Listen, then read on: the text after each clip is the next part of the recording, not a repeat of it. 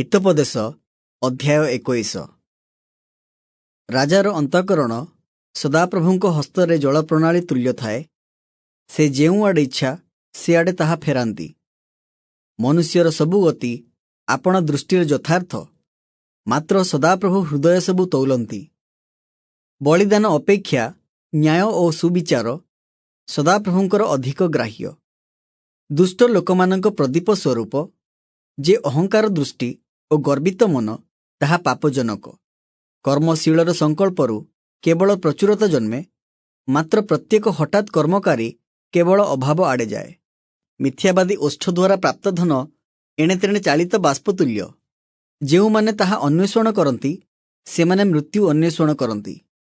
दुष्टमानंकर दौरात्म्य सेमानंकु उड़ाई घेनिजीव, जेहेतु सेमाने न्याय करिबाकु नास्ति करती।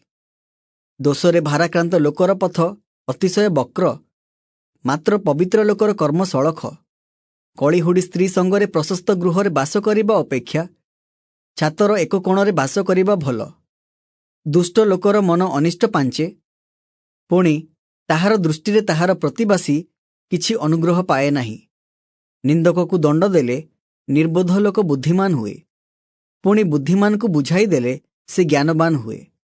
धार्मिक लोक दुष्टर वंश विषय विवेचना करे, सेही दुष्ट लोक माने किपरि उत्पाटित होई सर्वनाश हुअंती एहा सुविवेचना करे।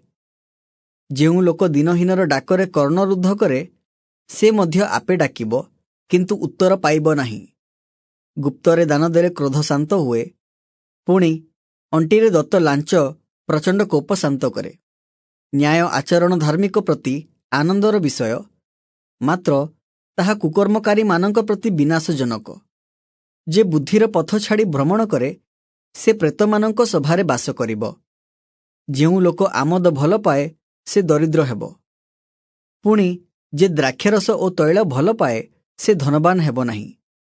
दुष्ट लोक धार्मिकर मुक्तिर मूल्य स्वरूप, पुणी विश्वासघातक सरल लोकंकर बदली स्वरूप। कलहकारिणी ओ चिड़ीचिड़िया स्त्री संगरे बास करिबा अपेक्षा निर्जन भूमि बसती करिबार भल। ज्ञानवानर गृहरे बहुमूल्य संपत्ति ओ तैल थाए, मात्र मूर्ख लोक ताहा ग्रास करे।